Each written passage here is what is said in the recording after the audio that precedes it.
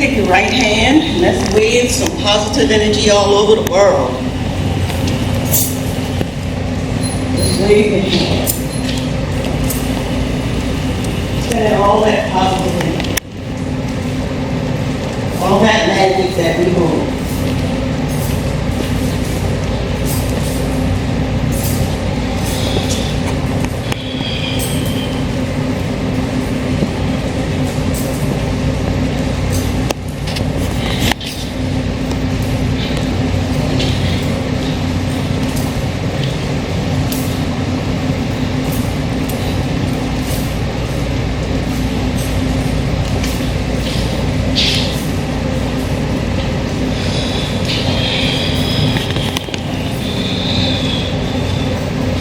Stop right here. Let's give ourselves some oxygen. And move all the way down to the ground. Come back up. Getting all that energy, all that positive energy. Oh. Yes. Back down. Hands down. Woo. Just moving that energy where it needs to be up. Come on back up through those chakras. Woo. All the way up to the crown.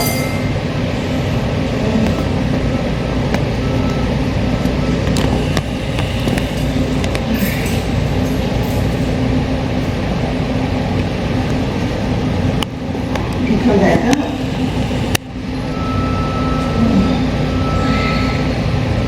Yes. So we can take wherever you feel comfortable on that. And you close your hands over your knees. If you want to, you can ground yourself again. Put your feet up and ground yourself. Feel yourself. Your feet all the way down to the ground.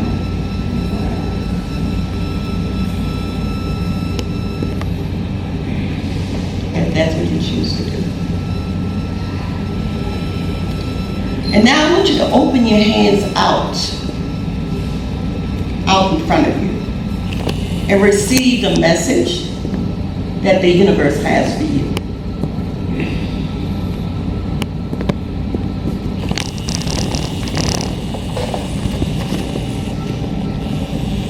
Still breathing easy, easy.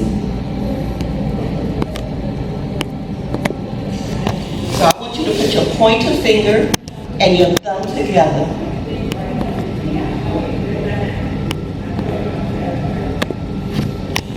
This, and focus on your third eye.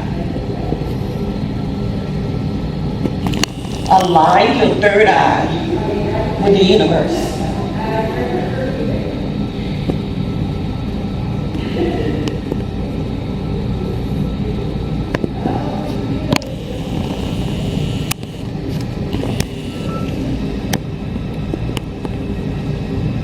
Now I want you to put your arms, put your right arm on your left shoulder. Put your left arm on your right shoulder. And I want you to give yourself a big hug. I want you to say, I love you. You've been with me a long time. A long time. And like we said, and you're not going nowhere now.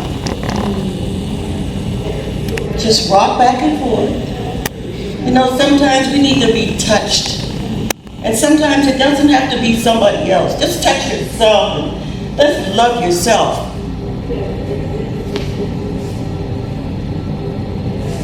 And when you love yourself, that energy and it encompasses you. And people you meet say, oh, I don't know what it is about you, but I sure like you. That's because you love yourself. I have an auntie, and I used to tell her when I go to New York, I said, Auntie, I said, I love you. And I didn't understand what she meant when she said, give yourself some love. Give yourself some love. That's why we're here today. To be grateful for all the things that we have gotten from all over the world. We all part of this big world. We all part of this journey, all of us. So now, I want you to put your feet together like this. Let's do some butterfly, little butterfly. You know, get those knees and stuff, so just do that, yeah. That really loosens your hips and stuff up, you know? And it gives you some movement, and it makes you appreciate, hey, I can do this. Especially me, y'all, I be appreciating this because I can do it, you know? So I feel so good, y'all. So we're gonna stop right there. And this yoga practice is a little different. Like people say, this is not your normal practice. Thank you. This practice is kind of a new idea in a way, but it's nothing new under the sun. But I wanted to make sure that I live my purpose in doing yoga. And that means I have to be making sure people understand what Gullah Geechee is. And so I bring that into this. I bring that into the space because that's my purpose, to make sure that people know what Gullah Geechee is and why it's important. And I will give you all some reasons why it's important. So I wanted you all to know that Gullah is the language, the people and the land, and Geechee is a creolization of the language. But people say Gullah is South Carolina and Geechee is Georgia. No, we want people, so we all Gullah Geechee people. So you would know to say that to somebody if they say, well, Gullah in South Carolina, no, that's not true. We all one people. The Gullah Geechee Nation goes from Cape Fear, North Carolina, all the way to Jacksonville, Florida, 30 to 35 miles inland. And along that coastal side, people doing the same thing we do here, Charlie, bread, rice, and fish, going to the fish market, or going fishing. So I just wanted to make sure that I got that in. I mean, I had to get it in. But the other thing I'm going to do, this is North Charleston, and I was born and raised in North Charleston. Also, Tiffany was raised up in North Charleston. And this is the area that was, we're from Union Heights, and it was a blighted area. But look at us now. Look at us now. It's amazing where we have come from. I came from a place where we didn't have a bathroom. So we used to have to do it on the party. I don't know if anybody ever heard of it. Yeah, on the party. And then at night when nobody was looking, we would throw it outside. And now I can see I must have got 5 bathrooms. And the same thing for you, and the same things for you, and the same things for you. So this is how far God has brought us. And I do bring God into this because this is who I serve, God. So I just want you all to know that. I'm going to read my land acknowledgement, and then I'm going to talk about my sisters who are here to bring the real stuff to you, the KEMETIC yoga that I'm excited, the sound bath that I'm excited about. We have a poet in the house. We're going to have a good time. And sister, I know you got some talent. That's why you're here. See, that's why you're here. You're supposed to be here. Union Heights, oh no, we'll talk. I love it. Okay, number one, you know, in the Gullah Geechee culture, we always put God first. So number one thing I want to say is, we thank God for allowing us to be in this space at this time. Thank my ancestors who back we stand from. We acknowledge the traditional owners of the land as indigenous. People, as we sit here in this time and space, we must remember those indigenous people. The Etowah, the Kiowa, the Ediso, the Kusa, the Santee, the Wasama, and the Gullah Geechee, who is my people, who was captured, stolen, and brought to America to toil in the rice fields of Charleston. Those indigenous ancestors come mainly from West Africa and Central Africa, from Senegambia down to Angola. The word Gullah comes from the Gullah people of West Africa, and the word Geechee comes from the Kizzy people of West Africa. I and you are the product of these indigenous people.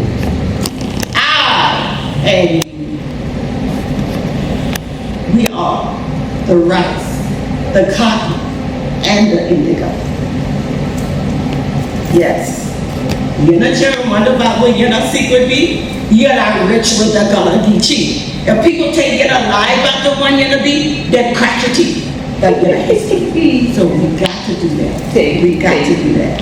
So without any further ado, I am through with that. I'm gonna do one more thing. It's about what I was thinking this morning was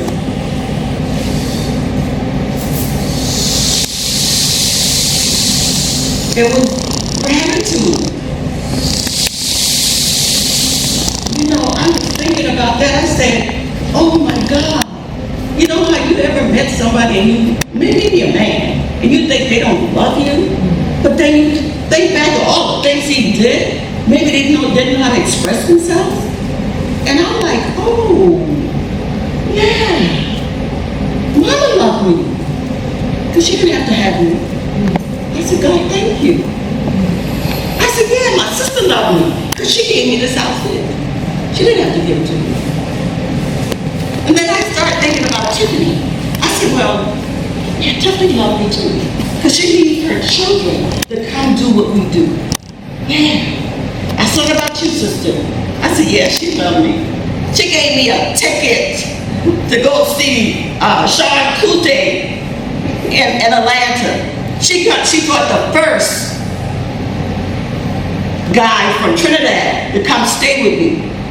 And I had a great experience. And that experience has created a lot of buzz.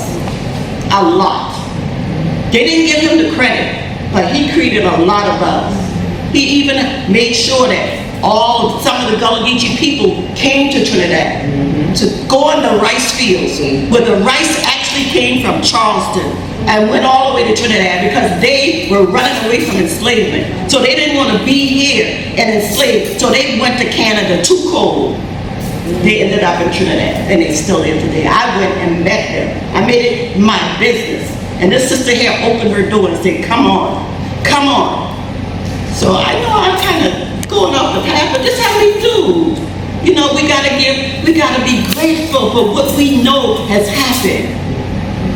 You know, I was thinking about, oh, I gotta get the house fixed, I gotta do this, and I'm saying, girl, some people don't even have a house. Be grateful, Carlie.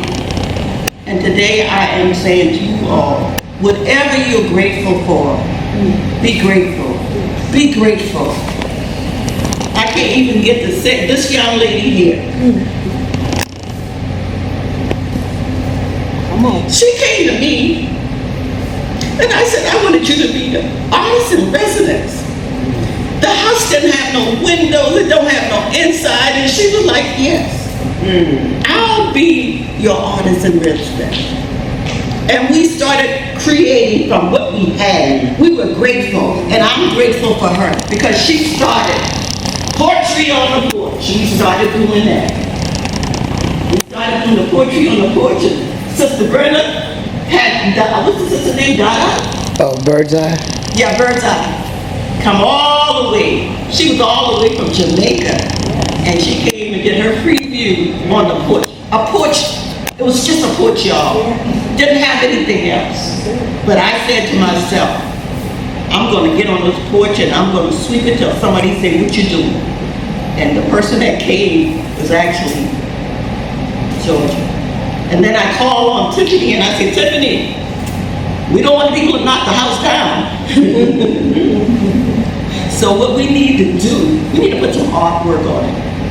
Tiffany came, and she was inspired by my mother who had just made a transition. Her mama said, when I bought the house, I bought it for $10,000. They tell me now it's worth $200,000. Wow. That's far. That house? That's right. Wow.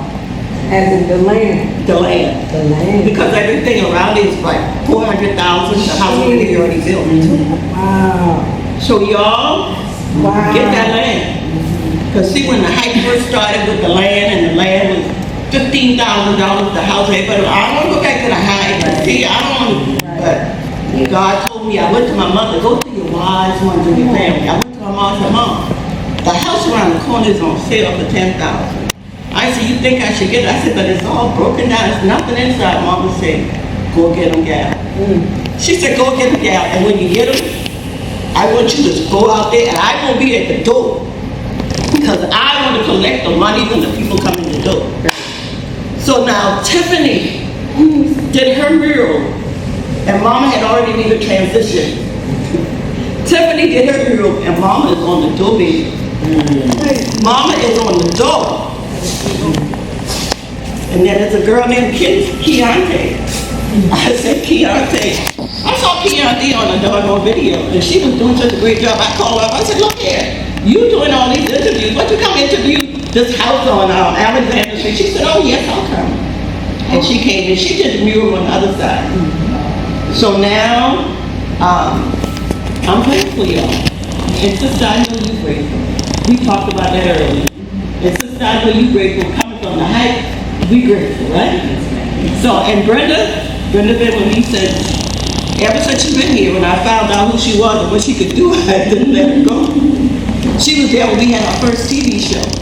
She got a lot of videos of the TV show. And you know what? Brenda never asked. She just be grateful. She said, oh, I'm good, I'm good. She never asked. She never asked. But y'all, I just wanted to share that. Thank you. Yeah, I just wanted to share that. And I appreciate each one of you. And my big thing is that I am Thomasina's sister, which is my Tiffany's mother, and I'm Savannah's sister. So we are about communication. It's always, that's my calling. So I love yoga, and I could do some of this asanas and stuff, but I really believe that we need to do it our way. Do it our way so that people can understand it more. Because I was telling somebody about ecstatic dance. I'm like, they have the ecstatic dance group on certain nights right here. And they said, what is ecstatic dance? And this is a black person. And I said, well, I'll tell you what. It's similar to the Holy Ghost. You move by the Spirit. So all these things, there's nothing new under the sun, y'all. Everything is just coming back full force. And guess what? It's coming from the indigenous people. Coming from us. It is true. They got their boots on the ground. I know, right? Yeah. And that's what folks ain't paying attention to. The rise of the indigenous as it goes across the U.S. We're like, well, how to move so fast? Y'all forgot. 0.25 degrees of separation. Once it played in the South, that was it. It was a wrap. Exactly. But since Brenda already opened the conversation up, I want each one of you to say while you're here, and just go ahead and your story, because it ain't all about my story. I'm Sufia, and I am going to be sharing the KEMETIC Yoga. This is my second yoga certification. The first is in the more traditional form. And I can definitely relate to what you're saying about some of those spaces.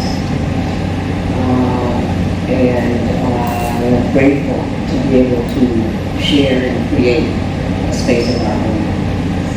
And KEMETIC Yoga, it was amazing. I have been studying online Brother Babalit, who's out of Chicago.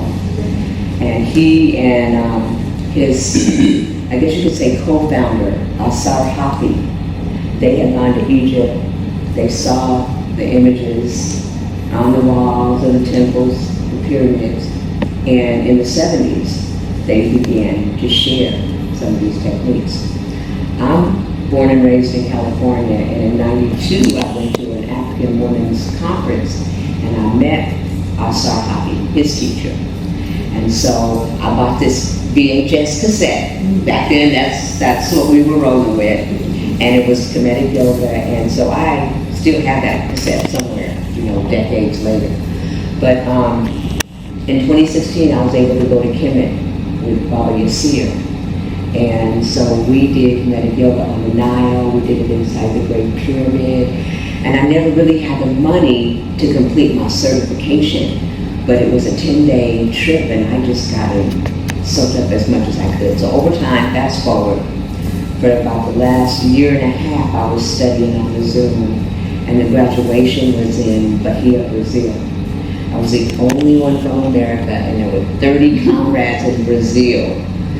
And so the last weekend, we all came together, we did our demo, and the next day we graduated. And it was phenomenal because Bahia is like Africa, and there's so much of our culture and tradition there. So to be bringing this African technique, because I do believe our bodies, I know for me, our body resonates with this. And for me, again, I had a car accident on my job in 1989, so I've been on the plantation for 30 years, but I have 3 herniated discs. And so yoga has managed to keep me alive. And this technique in particular has really fortified. I'll be 65 this year, so it works. Get it done. Yes, it does. So in a nutshell, yeah, I'm grateful to be here. I'm grateful to share community. And I just hope that we build this forward. And